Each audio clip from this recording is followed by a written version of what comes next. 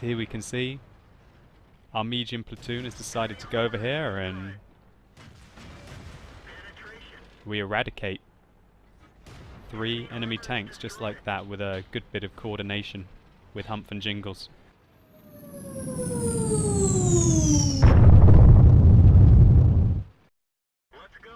Hey guys, it's Quickie Baby bringing you a replay in the Comet. Many of you who watch my live stream will know that the Comet is my favourite tank, and that's why you see me using premium consumables on this bad boy. I'm using pudding and tea, one of the probably the least British things that I can really think of. Well, tea fairly British, but pudding and tea could have been tea and crumpets, something like that. But yes, that is why I'm using premium consumables in this tank, because it's my pimp tank. It's the one tank that I really feel is my favourite, and I want to play it like a pimp. So, we are playing on hills. As you can see at the beginning of the game, myself and the other 2 medium tanks in my platoon, Humph and Jingles, are fighting it out for the hill. And there I track that tank, and then I look away from him because I knew that Humph was going to secure the kill and start shooting the other tank. So far so good. 2 clean kills on the enemy tier 7 tanks. Here you can see I'm calling in artillery on this tier 7 TD. I go out to try and be a bit cheeky. Keep him spotted. I think he's sitting right out in the open. Surely he gets artillery. And wow, he just lost a lot of health very quickly.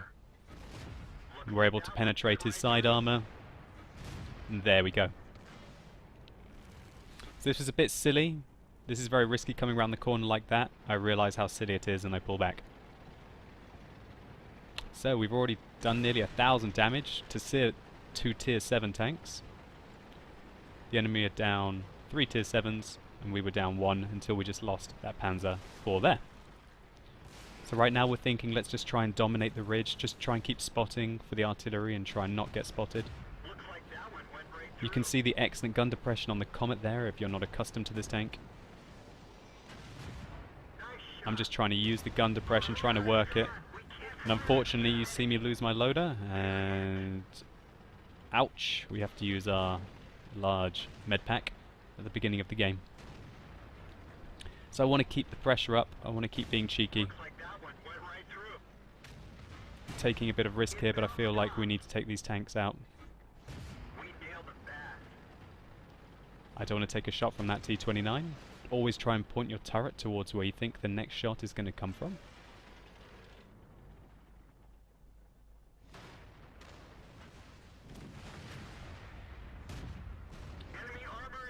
We can see the weak turret armor there on the IS tank. Now, very interestingly, you can see that all of our bad players are dead, and all of our good players are still alive. There's a reason why these gentlemen have poor efficiencies. And look where they've all died. They all YOLO'd round a corner. If I zoom out there, those are not very strong positions. When there are 3 artilleries, let's be honest, you don't want to be pushing around on hills that early when there are 3 artilleries into the enemy team, when we gave us such a big advantage at the start by taking out so many of their tier 7 tanks. So here we can see our medium platoon has decided to go over here and we eradicate 3 enemy tanks just like that with a good bit of coordination with Humph and Jingles. Oh dear. Because we invested so many tanks on this side, we didn't have time to cover the west, and we've let a Hellcat come into base. A first shot hits him, but fails to track him, and I put a cheeky second shot in. I checked to make sure that KV-2 was actually where I thought he was, so I'm safe. So we just lost Mr. Humph. So I tell Jingles, alright Jingles, you hold the mid-ridge. I'll go back and deal with this Hellcat. And you can see my team is melting, absolutely melting. That SU-152, who we were trying to kill earlier, has had a pretty nasty game with 3 kills. Here we can see going for the ram on the Hellcat. We're able to do 195 damage there. And we're able to take him out. Maybe before we took the second shell because of that ram. Oh, the Hummel takes out the SU-100. And it's starting to get very close now. It's myself and Jingles versus 7 enemy tanks. And oh no, I need to help Jingles as quickly as we can. He skillfully manages to take out the KV-2. I notice there's a KV-1S behind me that has me spotted. But I'm YOLOing as hard as I can to try and help out the Jingles. Seeing how this game is so close now, I've decided to be firing premium ammunition. We're going to need everything that we can get if we want to try and turn this game around. So I don't use auto aim very much, but I have to get out of the artillery fire, and the KV-1S gets a massive shot off against us. Really good shot by that KV-1S. Jingles is helping me from above, and I'm just trying to avoid the artillery fire. I decide that enough is enough. Now it's time to make my move. I have to take out this KV-1S, and probably just before he shot me again, we managed to take him out. So, Jingles died just before I killed the KV-1S. So, it's me versus 5 opponents. So what am I thinking right now? I'm uploading this replay because I really want to show you guys about how you have to think if you want to try and carry these very stressful situations at the end of a game.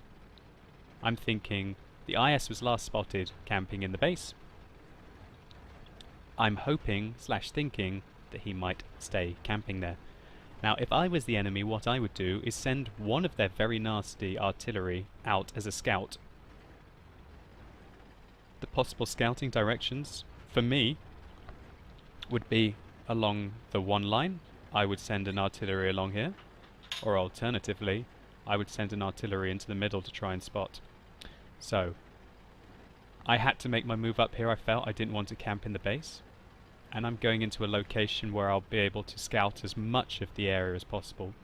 When you're alone against 4 opponents, in my opinion, you have to be in an advantageous position where you can keep an eye out and be ready to make an educated decision about where you're going to need to attack. So I'm thinking one of their artillery might be turning up here from the west. I think they've gone down the west corridor and now they're going to roll into my base.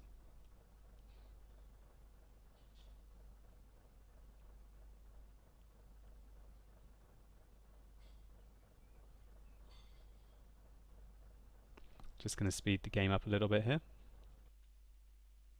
And there we go. We find that the Hummel is there. I relocate so that I have the gun depression to get the Hummel, because as you can see, the gun depression over the rear of a Comet is really bad. And I figure I'm going to have to shoot and move. I have to shoot and move. I have to get away from the Hummel.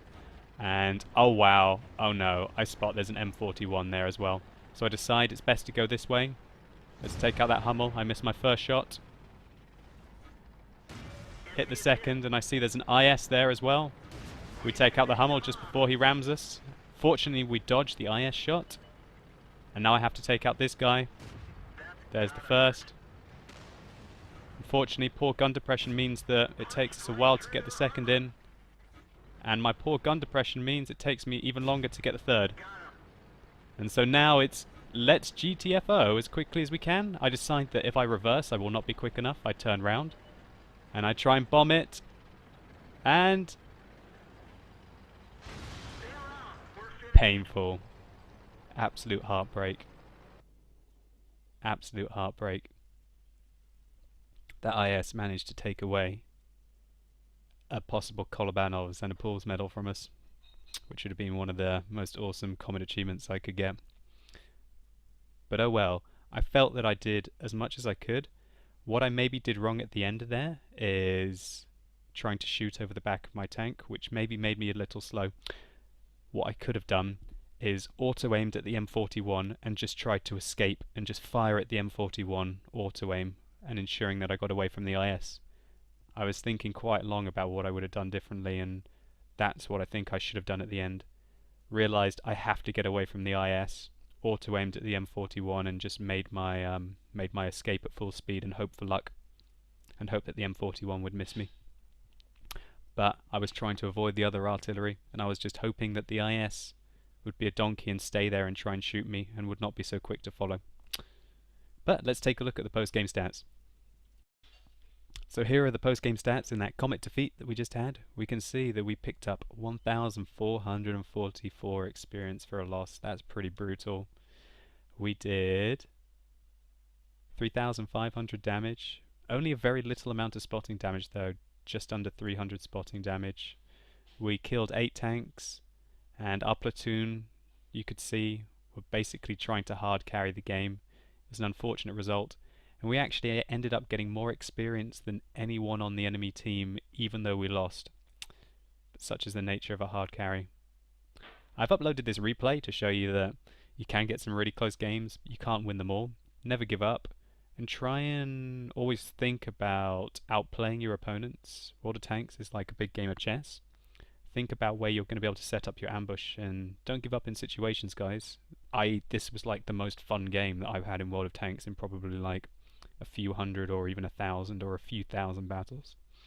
This one really was fun, and I got my blood pumping. It was good. So guys, hopefully you've enjoyed the video. If you've enjoyed this, I live stream on Tuesdays, Thursdays and Sundays, and watching these kind of games live is probably quite a lot more entertaining than watching them on YouTube just to see my reactions. I think I hit my head on the desk on this one. So I hope you've enjoyed, guys. If you enjoyed this, think about subscribing, giving it a rating below, especially if I've trolled you. So thanks a lot, guys. Good luck on the battlefield, and I'll catch you later.